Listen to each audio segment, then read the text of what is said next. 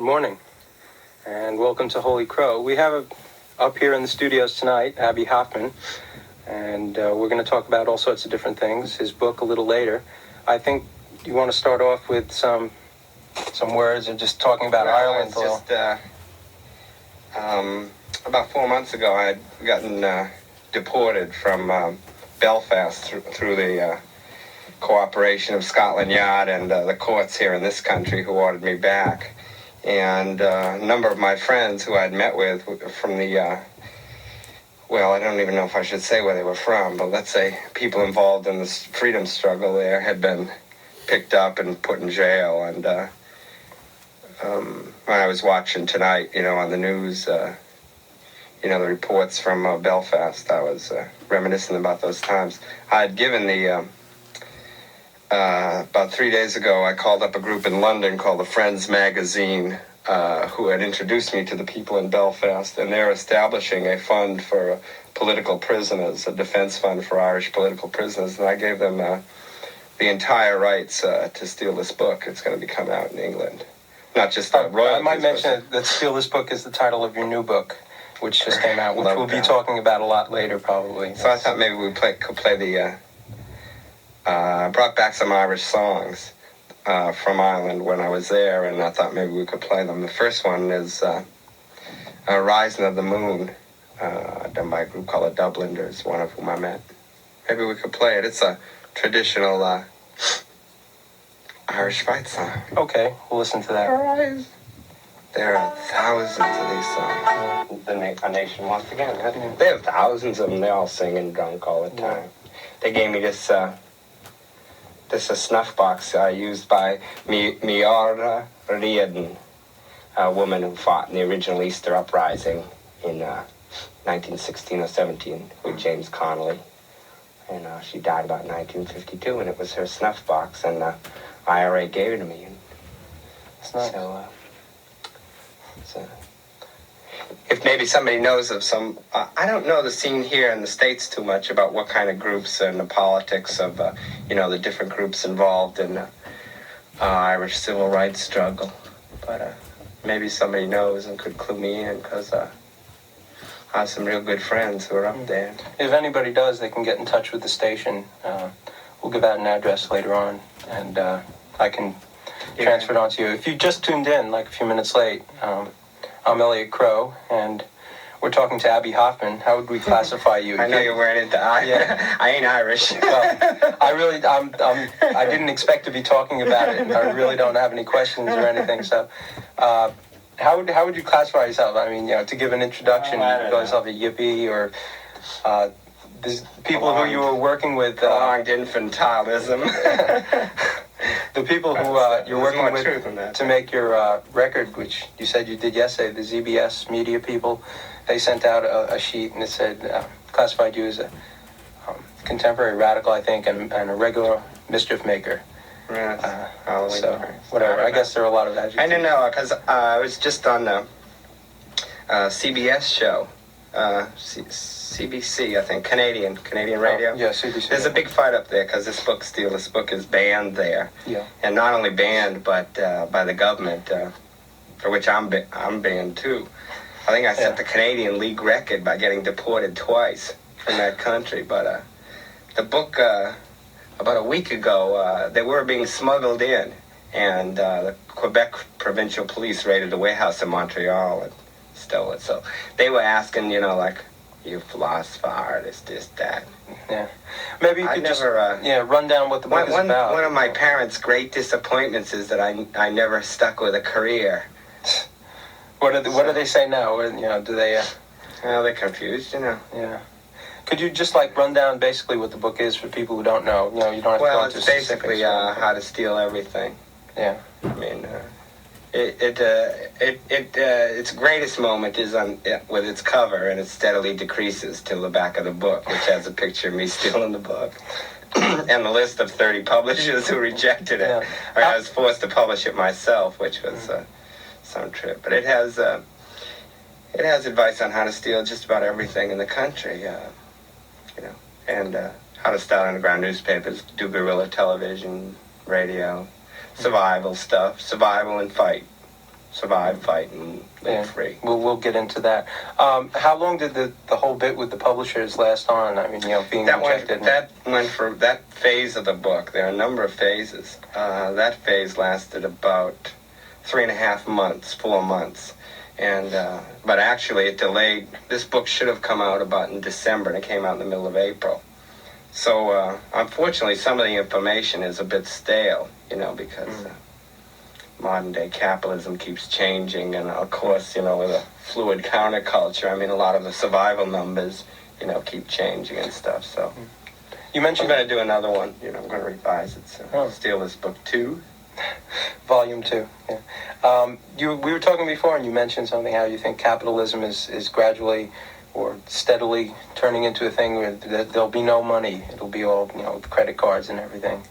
I found that interesting. Yeah, that's well, in a sense like that, no money. Well, actually, it's all based on gold, but I never met anybody that has seen any of the gold, have you? I mean, that's probably one Well, I don't think it's all based on gold now. I think since they came out with the reserve notes and things like that, they don't even need the gold. Yeah, faith in the USA and all that. Well, I forgot about including a chapter on how to rip off gold. One thing was interesting. No newspaper, I speak of newspaper, I mean...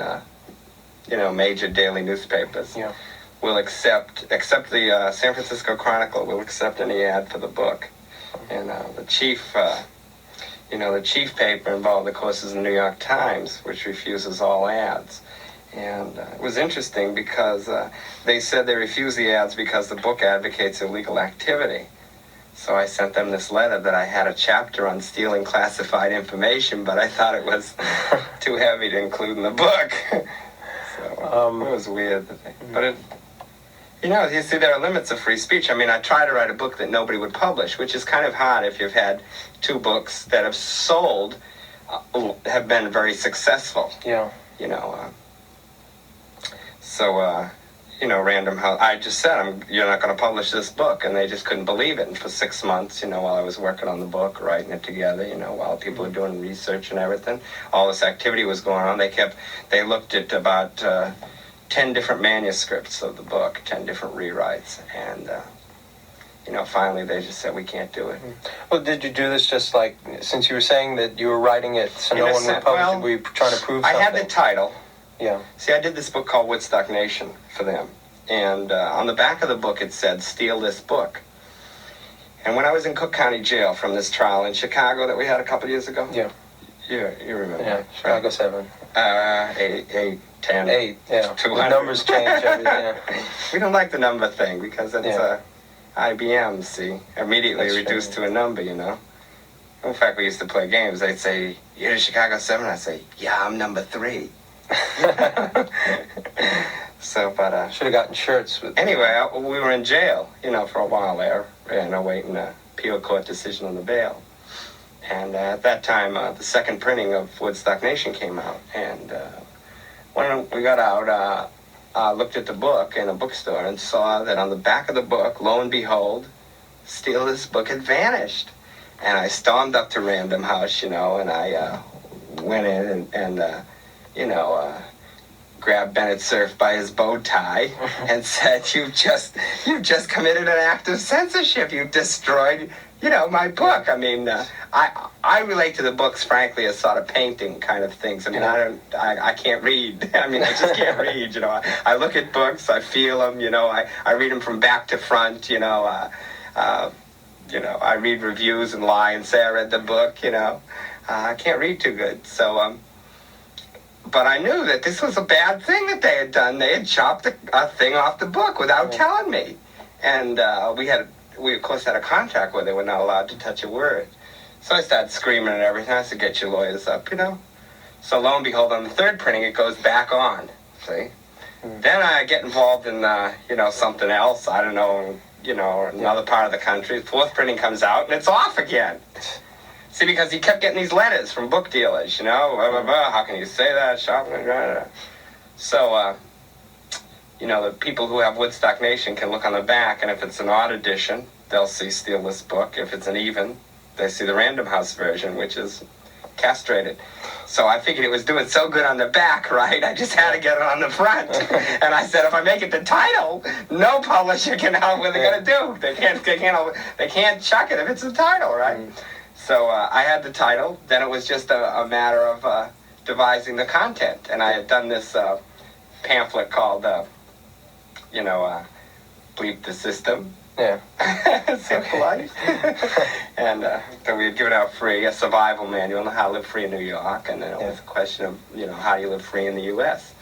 So that was the genesis. The title is the heaviest, it's you can't walk in the book. I've seen loads and loads of people in bookstores where they carry it, which is about only 1/3 the stores in the country. Yeah, I heard a story about you setting up outside Doubleday, who refused to carry it with a whole mess of books, and you were, I didn't get the story straight, really. I think I was selling them, but I had about 50, about 40 got swiped. And well, you can't really complain. Yeah. I made $9. I'm selling 50 books, so what the hell, We ain't in it for the money. Well, at least you know they're listening to you. Yeah. So I just got back from Boston about a week ago. And we went into 5 stores in a row, and none of them had it. And I was with this reporter from the Globe. And they said, well, we're very concerned about shoplifting, It said, real ancient dinosaur cut people. So I said, oh, yeah, watch this. And I pick up, a 2-foot by 2-foot Curry and Ives collection, volume 78, the kind of book they review on the front page of the New York Times book review section, that nobody, you got to be 98, a rear admiral in the Navy to even want to begin to read it, right? So I picked that book up, and I said, you're concerned about shoplifting, you ain't seen nothing. And I put it under my arm, and I walked right out the store, and they all they stopped following me. I said, you go call the cops, go call them. Go ahead. They just stunned. They walk around. The reporter kept saying, well, you're into theater, huh? This is a put-on. You're going to give it back. I said, no, I'm mad, man. I'm mad about this book. I mean, my other books, I wouldn't even talk about on this radio show book because I thought, well, you promote, all this hustling stuff. And, I couldn't relate to, how can you relate to a book that you've written in taking you 3 days to write? Yeah. So, because there's so many other things that I'm, into, I'm not a writer. So, but this book has become, a battle with the whole publishing industry. I mean, when somebody like McGraw-Hill says, we'll give you $40,000 if you change the title in 2 chapters, you don't get those kinds of opportunities often enough, where you can say, well, bug out, because that's not my trip, and, I know you guys are on that trip, and, you just... I know that I sent those editors to see their analysts for another year or 2, just by looking them in the eye. So that was worth it, But if you go into a bookstore and you see that has a book, and you watch the people, they're looking at all these books, Zelda, what's the other one? God is an Englishman. Oh, that must be a real loser. They're looking at all these books, and all of a sudden they come to this thing, and it's a glaring title. I mean, it really hits you, right? It takes up the whole front cover. They smile.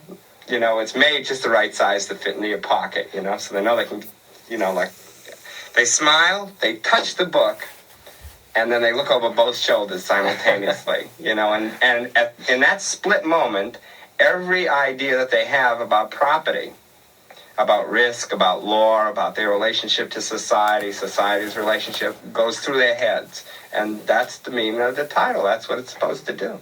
Doesn't necessarily mean that the people are supposed to cop it. I mean, maybe it's not worth it, to get a $100 fine or something for copying a $2 book, Maybe it's not worth it. But people got to think about it real tight.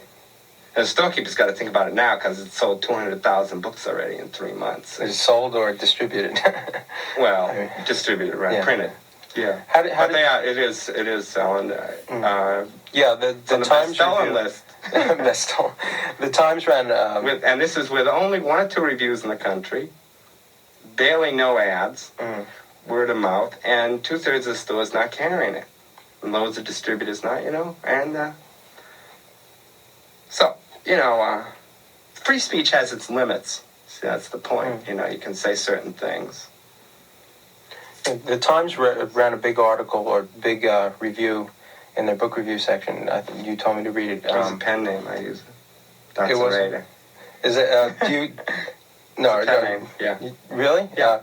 Well, Do you use that name all the time, or is there a real Dotson Raider? That's what the Times asked after I told them. Because I was just reading another article by him today in Evergreen. No, I let him use it once in a while. Oh. No, he's cool.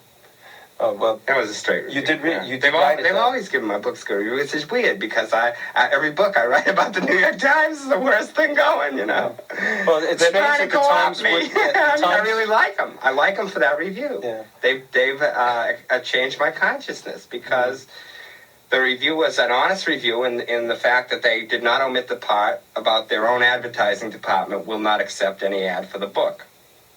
Yeah, I was just going to point which is out. pretty honest for them to admit in the book. They got over 500 letters concerning that review, more than they ever got on any book review that they could remember. And that's a tremendous amount of letters for a book review. Mostly pro, attacking them for not accepting ads. So I submitted last week the entire review as an ad, to the Times. And I sent the letter up to Salzberger. You know him. He owns the school, right? Isn't he? Yeah, he's one of the trustees. Right, one of the wardens. Yeah. So how did you get Grove Press to We'll see if they distribute turn down their own review. Okay. Well, Grove found out about it. That was interesting. I hadn't gone to Grove. Grove was not one of the 30 publishers that I had gone to. And part of it was involved in a certain kind of strike that was going on there at the time, and there was like political differences. Although I should say that I think I took the wrong side. I didn't understand Grove's point of view. They were having very severe financial problems. They did have to lay off people. It was true. In fact, they've just sold their entire distribution of 2 or 3 of their lines of books to Random House. They've had to. And they've had to, divest themselves of a lot of things. Because there's a thing called recession going on, Yeah. Out there in the economy, they're losing, the country's losing money right and left. I mean, it's fantastic. So, but anyway, but I'd already decided that I was going to print the book myself. I'd gone around and raised the money, and the book was at the printers, and then Grove found out about it. And, it was kind of good of them, I think, to agree to distribute the book. They have had nothing but problems. I mean, loads of local distributors have dropped them. Bookstores say they'll never carry Grove. I mean, they were kind of good to do it. So I could not have distributed without them, I don't think. Okay, well, I guess we'll go maybe to some music and, take a break. Okay, now we go prison songs. Well, whatever. Yeah, this is WKCR-FM in New York City. By the way, and people can't call in, are they? And if he's ready with the record, yes. Okay, we'll be back in a few minutes then.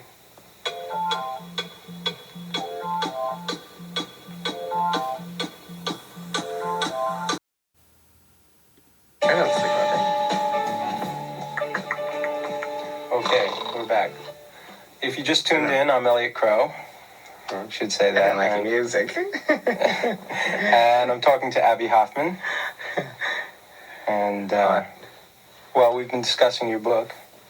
And, well, do you want to say anything about it? You can start. You said you wanted to get into just a conversation, so whatever. They can send $2, the pirate edition, 640 Broadway, New York, and get it if they want it that bad. Because I'm not against war. As I tried to make clear in the beginning, I support the liberation struggle in Ireland, Northern Ireland, and the reunification of Ireland. So I don't like to think of them as anti-war demonstrations. Okay, well, those things. Peace. Yeah, everybody's Peace been now. Everybody's been saying 1, 1, 1, 1, 1. Oh, let me get this out. Jesus phrase. Yeah. Everybody's been kind of throwing around ideas that the May Day demonstrations were the end of the mass demonstration era against the Vietnam War. You were down there for a while, weren't you? I don't remember. You were down there for a couple of days, and then you came up to New York. It wasn't the best ending. Excuse me? It wasn't the best ending. To the demonstration? No, to the era. No. Oh, no, it wasn't. I don't think that's true. I mean, I think a big, huge demonstration in San Diego, the Republican Convention. I think would be and maybe the nature demonstrations might change. Might be more political involvement. In certain selected areas in the country, people might try a Chilean-like approach. That's like going on in Berkeley now, maybe Cambridge. That would be a real exciting area to try to deal, with real political power in a radical sense. I think that'll go on someplace in the country. Do you mean like a more violent sense when you say radical? Or? No, when I use the word political in that context, I meant through voting. Yeah. But with radical platforms. For example, there could be a lot of things like, nobody who made under $12,000 a year would be taxed any income. I mean, there's a huge amount of things, corporation tax, in terms of where cities get their money, in terms of like their control of the media, in terms of pollution, all the issues that affect everybody. In your book, you went into enforcement of marijuana laws. Yeah. Well, in the book, you have a couple of chapters on guns and fighting and things like people that. People should know that too. They should know everything. Yeah. From that, do you like advocate violence? You should know. I advocate flexibility, and flexibility is revolution's sort of like playing poker, and you don't put down your hand until the government puts down its hand.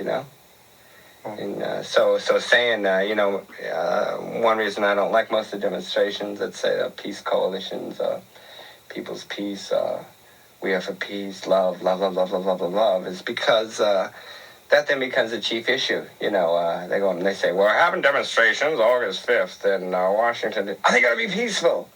You're not going to throw rocks out, So immediately everybody is, now the major job of the organizers of the demonstration and the rallies is a definition of themselves and their reason for being and their reason for going to Washington. You see, I think if they just say, we're going, and the images that they put out are unclear, and that there's an element of suspense and an element of involvement on the part of the people, that they have to make their own decisions about, violence and pacifism, that, that's much more involving and much more revolutionary attitude. Don't you think that it's absurd? It's absurd to say, but all these questions have to be considered tactically. I mean, it's absurd to say that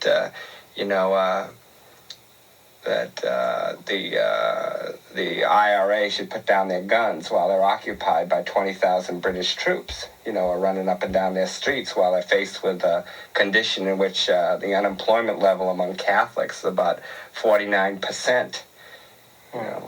They have a slogan up in Belfast. How's your pa? Is your ma still working? Because only the women can get jobs in the linen mills, and it's potato soup every day. And a British, it's the last wet fart of British imperialism. That's what's going on there.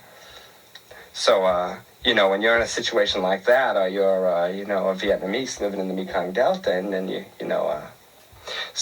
I think revolutionary struggles change, throughout the world, depending on the environment.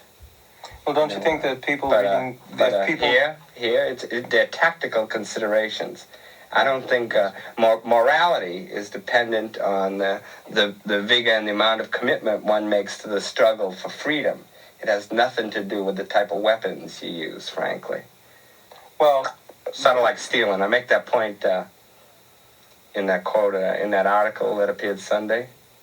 Yeah. On the difference between a bandit and a revolutionary. A bandit, let's say a junkie, a criminal, only is concerned with what they get, not with who they take it from. You see, a revolutionary is always concerned with who they take it from. Well, you can't really equate, having someone go out and shooting someone to stealing a book or shoplifting or something. Oh, sure I can, sure. In terms of, yeah. Sure, I don't see how. Well, you don't see how because you've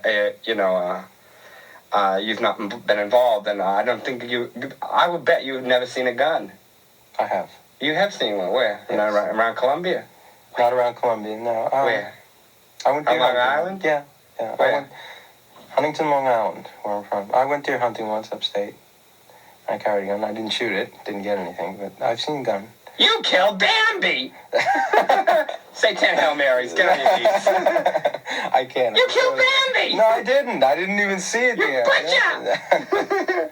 That was a long time ago. I just shoot congressmen, senators. You killed Bambi! You fiend. God, mass murderer. Well, I still really don't see how you can equate If somebody's in a building, I can equate smoking dope with assassination of the president. I mean, you can equate everything. You can say that, look, you live outside the law, you're an outlaw, you're part of a growing culture. That culture's in conflict with a dying empire. You know, and if you're interested in community, if you're interested in solidarity, if you're interested in defeating U.S. imperialism, if you're interested in changing a society that's racist, sexist, boring, you know, that guides itself by the Protestant ethic, lacks sensuality, you know, makes separations between work and play, et cetera, et cetera, et cetera, you know. If you're interested in living a new way of life, then you're interested in fighting that old way, and you're interested in the fight.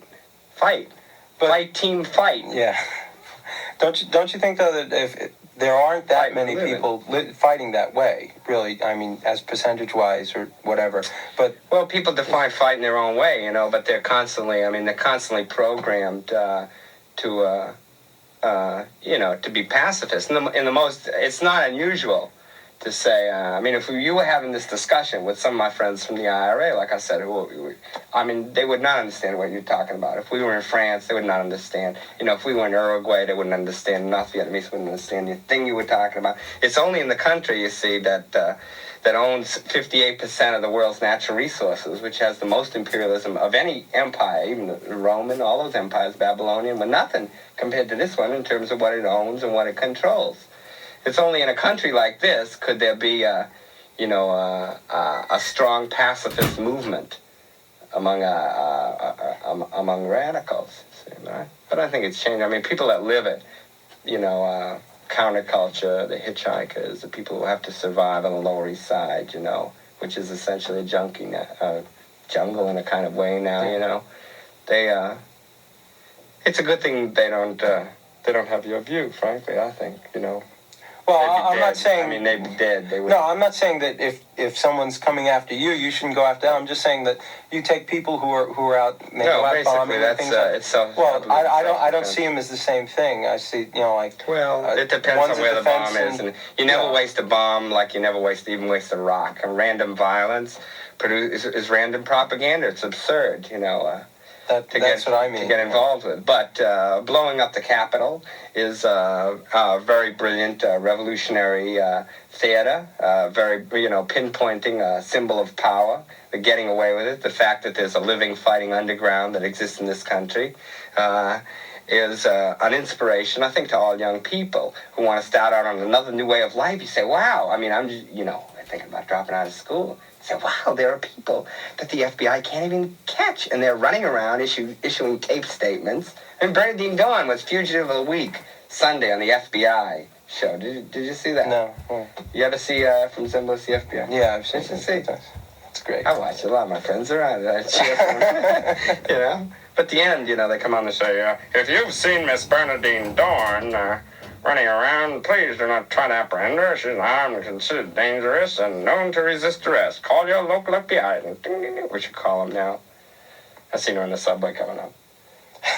You know, but, I mean, see, I identify with her. She's a sister of mine, you know. Bernadine wants to blow up the White House. Bernadine's a lovely girl. She can blow up the White House. She can make her own decisions. She's grown up. She's intelligent. Well, what happened if you say you walk up to her in the street and say she didn't know you and I'd empty out my pockets and give her all my money. Well, if you didn't know her and she didn't know you and she you know, killed you or something, you know, it's... Oh, what are you talking about? Well, you're equating, you know, that kind of violence with blowing up the Capitol and... No, we're Maybe I'm just misunderstanding you, but... Oh, you're confused because your image of violence comes from looking around, seeing a lot of police toting guns, comes from air forces that do indiscriminate bombing. You know, I haven't seen too many revolutionaries walking up and down the street shooting people right and left. But it's interesting. I mean, I saw an FBI show, for example, where they do a weather people type thing in Los Angeles. You know, there's the cadre, let's study them. You know, they're all like, they snotty, psychotic, neurotic kids. You know, okay, what are they going to do? What's their plan? Their first plan is to strike a blow at justice, at the courts. So they're going to blow up a courthouse. Not just a courthouse, you know, not like 4 a.m. They're going to blow it up to get the people inside, right? You're going to put the bomb there while the people... I mean, absurd, you know? Yeah. That's the FBI's view. That's your view. You know, they sign you up, man. You want their number, you call them up and go join them. Because, frankly, I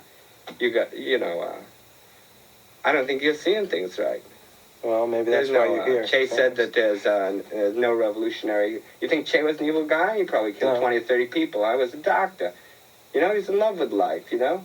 He up and left Argentina and the soft life and everything to go fight for freedom in Cuba, you know? And then to go fight in Bolivia. I think he was a beautiful lover, you know? You want to say he was an evil person because he killed people? No, I'm not saying that. I think you're misunderstanding me, you too. know, I didn't think...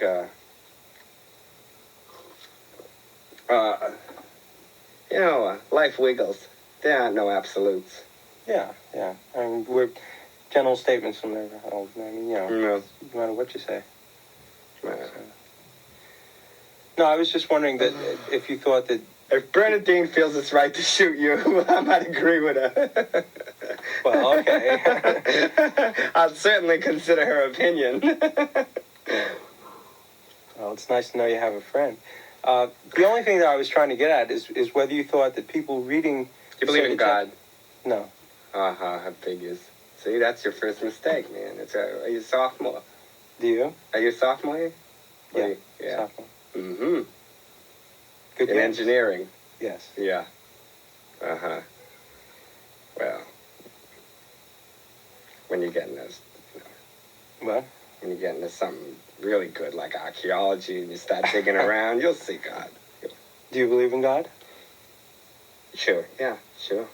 Mm-hmm. Why not? Well, what can I say? Why? The next time I see him, though, I'm going to tell him you don't. Oh.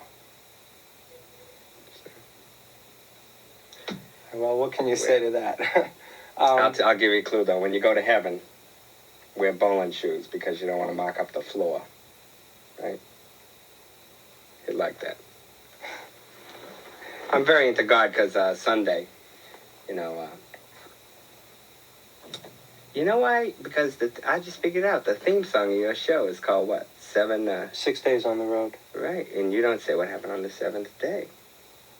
God took a rest. Yeah. You ever think about that? Have you ever heard that? There's an album called The Seventh Day, and they start off and they go, the first six days God made the world, and on the seventh day we took over. No, I don't know who did. I think the group is called. It's just God Snorer, maybe. I don't know. They have some music, you know, like the Jesus Christ Superstar thing, but it goes on the first 6 days. God created the world, and on the 7th day we took over. And then they go into music. Do you like Jesus Christ Superstar, the album? Yeah, some I like it. I like the sweatshirt better. But, where do you get those? Oh God, they're all over Times Square. They have 31 delicious flavors. Like everything else down there. It's good, yeah. I just did made a record. And one day singing with a group called the Joint Chiefs of Staff, religious songs. Religious songs? And some political. There are stranger things between heaven or earth than you or I know, Herr Frankenstein. Is that one of the songs? That's a famous Herr Dracula, actually. That's a famous line from a famous movie, you know, and he summed it up. Is that album going to be released soon? We'll have to get a copy of it. Well, I know some reason, I mean, we didn't even hear the playback. We just did it ad-lib, right? You know, did the whole thing on laughing gas. It's a lot of giggles. I'd never tried it before. I'd read about it in Henry James, you know, Variety of Religious Experience. Chapter 23, oh, bragging again, see? Immediately, I forget, you know, I just thought I'm like a chameleon. You know, I end up on a college stage and I start quoting from books. It's insane. I went to college. Brandeis. Yeah. We were talking about that before. You graduated, right? I went to graduate school, too. Oh. A couple degrees. As you said, I think after the Chicago trial, you know, good Jewish boy. Yeah. I remember reading that. Just a nice Jewish kid trying to work my way through prison. How are you doing? Well, I'm sitting here, huh? So I guess you made it. Yeah. For now. I'm not so surprised. I'm as surprised as a lot of people. I'm as surprised as Ronald Reagan. Do you, I had a lot of trials. how many have you had? And it seems like I don't every even time you know. pick up a newspaper, I had you're in about another. 40 arrests. And, I had one right out here in the corner. You know. That was last year? Or? 1968. Oh, I didn't know you were arrested here then. They had to be in. Yeah. Up here. I came up with all the Flower Children, Mark Rudd and Gus Reisbeck, all my people. I was arrested, yeah. It was incredible. I tell you, I was arrested with about 22. I was thrown in a van. I was outside. I'd never been in any of the buildings. So they were taking the people out of Avery Hall, I later learned, which I'd never seen, still don't even know what place it is. So I went up. The policeman attacked this crowd. We were giving a speech. I was giving a speech on people trying to get them a little involved. I can talk about it now. I was trying to get them really into it, So some cop decked me from behind, got me right on the head, threw me in a paddy wagon with all these Avery people, engineers or something, all bleeding like tremendous martyrs, singing with some weird, down by the riverside or something. I don't know. So we ended up at the police station anyway. We were all on trial. It took 2 weeks for the 21 people to get dismissed, something like that. My court history lasted like 3 years, and then 17 appearances, et cetera, et cetera. They kind of make a selective thing, that goes on. I think 2 people of all the arrests, 700 arrests in the Chicago demonstrations in '68, 2 went to jail, and one was. The first name was Jerry, and the other one was Abbie, and that's where it's at. It's like a Mayday thing. So I'm just talking about people who ain't into going to jail. Some just, take me! Yeah. Are you one of them? No. Get me out right away. Yeah. So, what's the saying about out here? Yeah. Oh, eventually I had to cop a plea of guilty. Of criminal trespassing in Avery Hall, which I still have not been into to this day, But they had it down that I was in Avery Hall because all the other people were, So you lump them all together. You know what mass arresting is like, and I had to pay some huge fine or something, cop a plea. What they catch you on? What they arrest you on for the Mayday thing? They got you up here in New York, I think it was. Well, I was running around the streets with everybody else doing what we won't discuss right here and now on the radio station, but in general having a very good time. Yeah. I'll tell you something about this demonstration because it was really weird. I think, the first thing was we made a couple strategy mistakes, not expecting the cops to clear out the park right off on that Saturday night. It was really bad, because that thing would have built up, and there could have been, not 100,000 people there. Most people could have got involved, People could have stayed more. But anyway, Nixon made an announcement. He said, there's a lot of messy, snotty brats running around the streets, so everybody who works for the government should come in early. Come in at 6 in the morning, okay? So all the organizers, all the Mayday people say, 6 in the morning, well, we got to get out in the streets at 5, right? Yeah. But see, most of the organizers hadn't worked, and they certainly hadn't worked for the government, because, nobody's going to go, you hear the president say, you hear there's going to be a tie-up. You start booking in at the local tennis club, a local golf. You're not even going to work. Forget it, Yeah. And you're certainly not going to wake up at 6 in the morning, because you can always come in and say to your boss, I couldn't get through DuPont Circle, they were running all over the place, just fudge it a little, right? But seeing as how they didn't work, they believed the president. They believed him. And they believed that all the government workers were coming in early. So you get out in the, and I'm just a soldier, just like you. I get out there with my gas mask and my knapsack, and my long hair, right? 5 a.m., I'm looking around. Well, what's happening? All I see is these other people with knapsacks, gas masks, helmets, long hair. Where the people that work for the government? Where are the cars? And nobody but cops and freaks. Yeah. They cleaned the whole thing up in about 2 hours. It was incredible. It's a great strategy, great military operation. It's fantastic. But it was surprising how fast. We came in second. Yeah. Okay. That's good. I have to say it's WKCR-FM in New York. That's what you're listening to. And good. Were you going to say something? Send their gold bullion. Okay. You don't want to do an ad? For gold bullion, why not? They can send an ad. It's, It's the most radical thing you can do on snotty stations that think they're above the people that don't add. Do you think we're brute? You want to smell good? We suggest brute. That's a man smell. You know what I mean? You can really tell. You ought to do one of those commercials. Have you ever? This is a kind of chair for it, you know. Yeah, this is just the scene they use too, just kind of sitting back. Maybe. See, you might. They wanted my kid was born on 20th of July, which is the anniversary of the moon landing, you know, and the Tang people want to sign him up. For what, a commercial? Yeah. Well, that's the whole point of going to the moon, isn't it, to sell Tang? That's probably true. Think about it. But anyway, at May Day, so, see, I'm a little tricky, so I didn't get caught. I said, I'm still going. Like 10 o'clock, I'm going pretty good, you know, 9, 10 o'clock. And I ain't no young chicken anymore. I mean, I'm 49 years old, you know, running around the streets kind of weird, you know. So finally some, you know, piggy wiggies, you know, they trapped me. They got me real good. One, oh, God, he must have, you know, it was like King Kong. I mean, he hit me from behind, you know, rolled me over, hit me about 6 good whacks in the face with his club.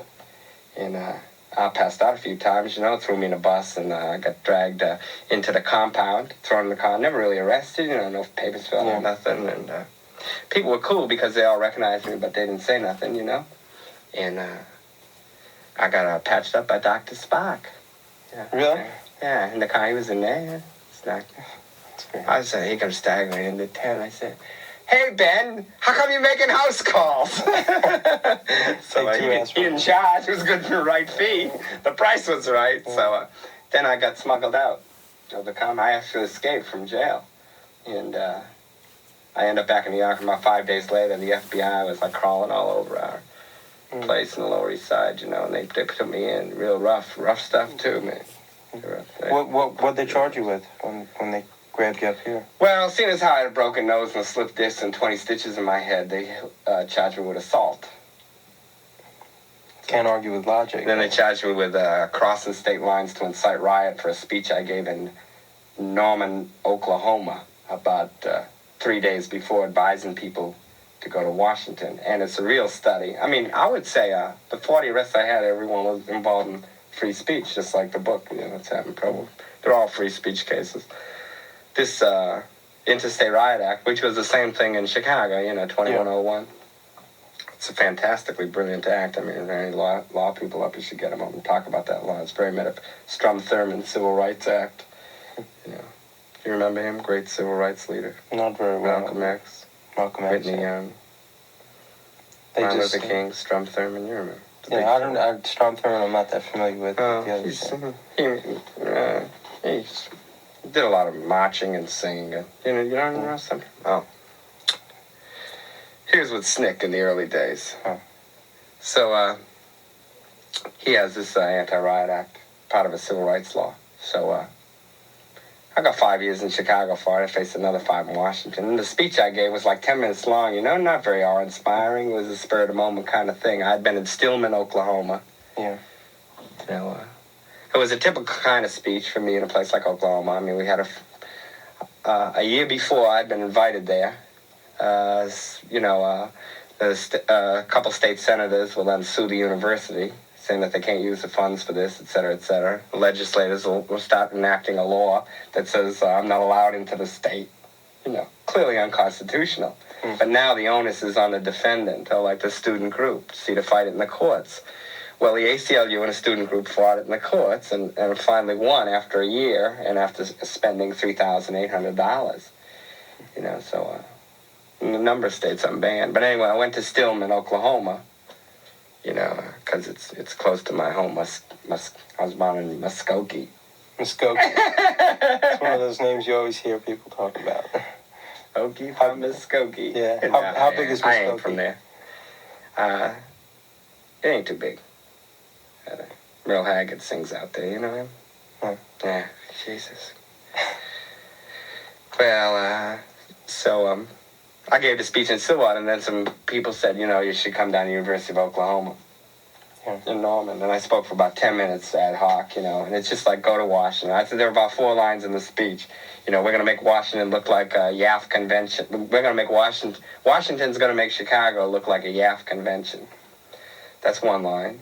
The other line is, we're going to do it, we're going to do it in the streets. That's 2.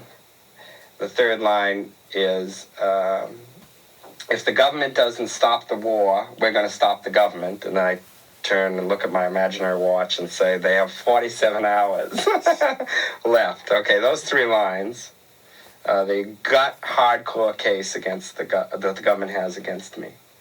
That's it. Now I just bring the tape. I'm not even swearing. I didn't swear nothing. It was all about Vietnam, I was feeling very close to that because I had just come back from Paris where I met with the Vietnamese. Oh, I didn't know you were over there. Yeah, Madam Bing gave me that ring. See that ring? That was a jet plane in Laos about 6 months ago. They make they're the original hippies, They shoot down jet planes and make rings, beads, water pipes. Is it? Yeah. It's true. They have. They don't have these kind of metal. I mean, this is like beryllium cobalt ring. I mean, feel it like this. That's incredible. Yeah, it's almost like tin or aluminum or something. It feels like it's light. It's kind of nice, right? So, they don't have these kind of metals natural to Vietnam, but they now have 12 foundries, just from the scoop up all the bomb casings and the, down jet planes and stuff like that and recycle. So, you want to get into anything else? You said you just wanted to talk, so, No, man, I'm getting pretty, Yeah, it is hot in here. Yeah, it's pretty well, we'll go our problems with your head anyway, I don't think we can relate, I guess I ain't counting on you, to well, okay, well, thanks for coming up. Okay, thank you. Okay. See you around the campus. We'll go to some music now.